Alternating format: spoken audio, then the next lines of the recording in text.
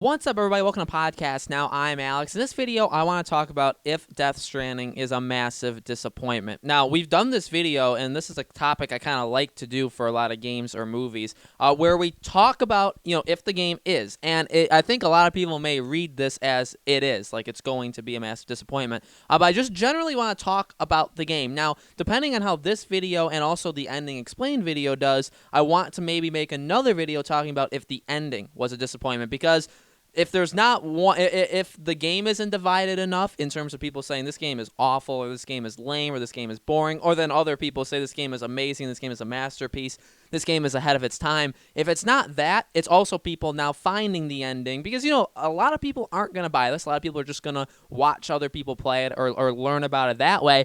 And those people are watching the ending and being like, what the F just happened there, right? And a lot of disappointment or like profoundness, like, oh my God, like I can't, but like it's insane, right? So there's a lot of splits here. Now, technically, if the game, asking about the game is a disappointment, we are going to include the ending very briefly in this video. But here's the deal. Here's what I want to say. I really don't think this game is a disappointment. I think this game is probably everything we signed up for a Hideo Kojima game. It's all about expectations. It's all about going into it. Tyler and I have talked about this game at length for multiple weeks, even months on this channel. And every single time we always talk about it's what you expect from this game. Are people going to play it? Do people have 40, 50, 60, 70 hours? Do people have even the attention span? And not in a negative way. By the way, none of it's negative if you don't or you do have any of this.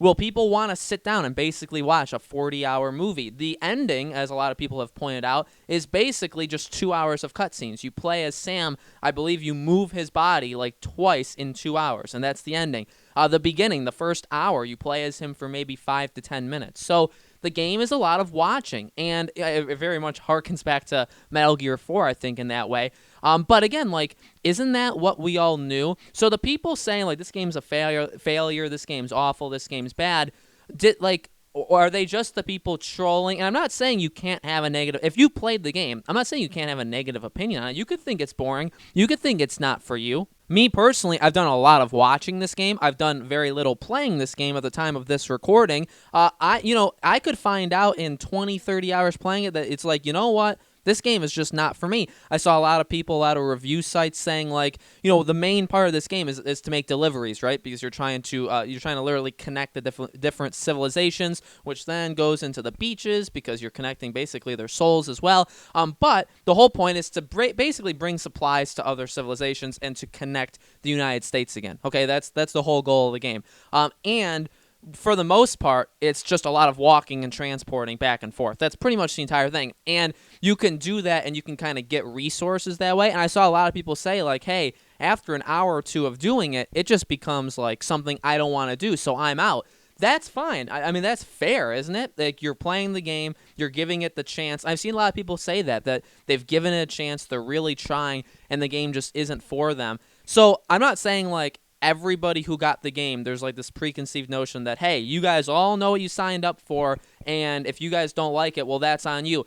It's not fully that. I do believe that in some way. I feel like if you bought this game, for the most part, it's just here's what I'll say. Is it fair for that? No. But I do think it is more along the lines of, this is a Hideo Kojima game. You know what this game is going to be. At this point, the game itself, so many people know about this game. And if you buy this game, chances are you probably know what it's about. I would find it very, very hard, and I feel like this could definitely hurt sales, and probably will. If you go to the store, if you go to Best Buy, or even if you're just if you're on the PlayStation Store, and you're scrolling through, and you are just a casual gamer, you don't watch games, you don't know about games all that well, you don't go on YouTube, you don't get information like that, you just see what games look interesting and stuff. Would you get this game? Death Stranding, it's got Norman Reedus, so maybe it's like a Hollywoody, like a Hollywood kind of thing. It's got Hideo Kojima. Don't you think you've heard of that name before? I just feel like not a lot of casual people are going to be getting the game. The people that are getting the game are at least going to be giving the game a chance, like the time of day, right? They're at least going to be giving it a chance to prove itself. And again, now, and is that fair? Not necessarily. Not necessarily. Everybody that gets the game shouldn't automatically have to basically like sign a consent form saying like, yeah, I know exactly what this game is going to be. And if I'm disappointed, too bad for me because I knew about it when I signed up for it. Is that fair? No. Is that kind of what this game is, though? Yeah.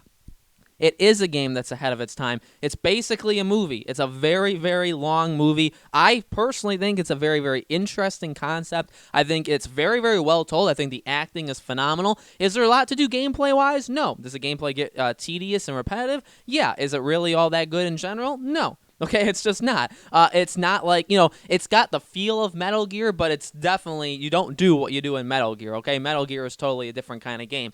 The cutscenes, again, though, like the characters, the interaction, the story, the entire concept. I don't know how a Japanese person, by the way, and the Japanese influences of this game, like kind of like God and soul and body and stuff like that, I mean, that does appear throughout this entire game, and that's one of the biggest things in this game. So, like, that influence did come through, but I have no idea how Hideo Kojima told this game and how he kind of like translated it to somebody in English and been like, this is what I'm thinking of doing, and like we need to make this like somewhat apparent. And to their credit, and here's one of the biggest things, the game is so confusing, and even if you know the ending, if you've seen the ending, without a little bit of help, you'll get some of it, but you may not get all of it. But here's what I'll say. You get a whole lot more than I would have thought. It is definitely not a game that it ends, and it's like, and I guess, so there's spoilers here, but I'm not going to say the ending or the spoilers. I'm just saying, like, we know, you got to know the ending to follow my train of thought here.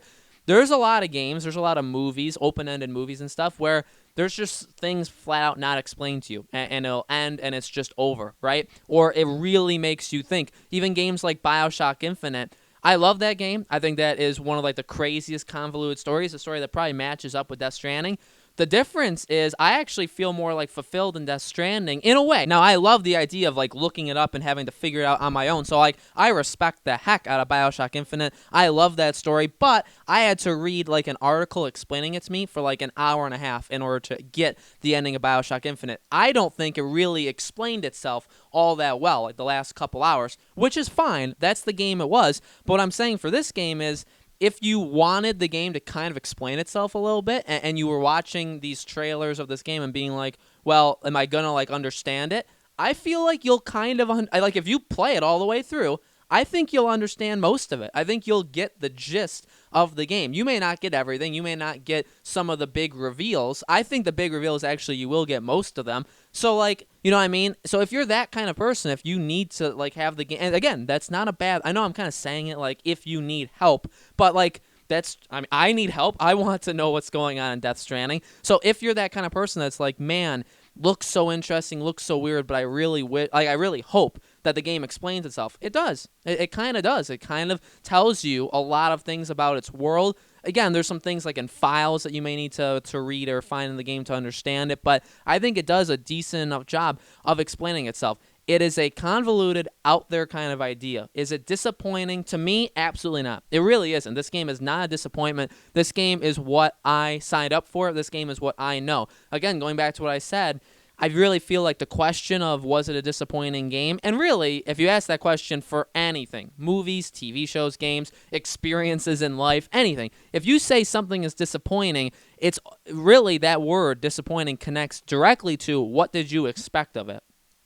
And again, it goes with that, and again, that applies to literally any medium, anything in your entire life. If your morning jog around the block was disappointing, it's because you had some sort of expectation that wasn't reached. It doesn't even just have to do with games. So I do see what people, like I see people are upset. I see people don't like it. I also see people that definitely like wouldn't have gotten the game in the first place that are bagging on it. I don't think that's fair at all. I think you actually have to, if it's the game's not for you, it's not for you. And again, that is the problem, that if you're getting the game, maybe some people are just being like, hey, I never really grasped Metal Gear, but man, this game is getting a lot of hype. I love Norman Reedus. The game looks like amazing visually. Like, I'm going to give it like Hideo Kojima is a madman. I'm going to give it a chance. And then they buy it and it's like, nope, you know what? I was right. I should have just stayed away from it. It's like Metal Gear in the convolutedness, but it's even worse. You do way less than you do in Metal Gear. And I'm sure a lot of people are going to say that. And if they do, then they have every right to say, like, this game is disappointing. If you're expecting, like, Metal Gear gameplay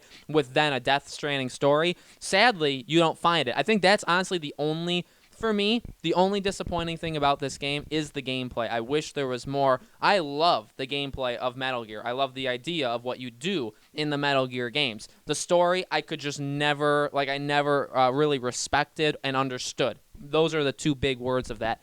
I just feel like it was too hard, especially because I had Metal Gear 4, I had Metal Gear 5, but I never played 1 through 3, so I felt like I was always behind the 8 ball. The good thing with Death Stranding is it's the first game, the only game. It's I think a lot easier to jump into this game than it would be, the third, fourth, fifth installment of Metal Gear. I think this game is just a little easier that way. So final answer, no, this game is not a disappointment. To me, it's everything I expected and thought this game would be. Is it really, really long? Am I ever going to myself? I've seen the ending. I've watched the ending. I've watched multiple videos of the ending. I've watched the ending multiple times. Am I going to be able to get to the ending on my own playing the game? I doubt it. I really doubt it. But I knew that was going to happen, right? I knew I'd probably not even play all that much of the game. For me, the game is what I thought it was going to be, and to be honest with you, there's no disappointment with that. If you're expecting something else, then yeah, it could be a disappointment. So, guys, let me know in the comments below, what do you think? Was Death Stranding a disappointment? If you played it, if you're somebody from the outside looking in, what do you think about Death Stranding in general? Or what do you think about this kind of discussion in general? Let me know. Make sure to subscribe to our YouTube channel podcast. Now hit that bell icon so you guys know when these videos go up. And thank you, as always, for watching. We're actually giving away the game for free on the channel, so if you guys don't have the game but you want it, we're giving it away completely for free. So make sure you check out that video as well. And also, we're going to have more Death Stranding videos throughout this week, so if you guys are interested in Death Stranding content, we will have that as well. Okay, so thank you all so much for watching. I hope to see you all in the next video.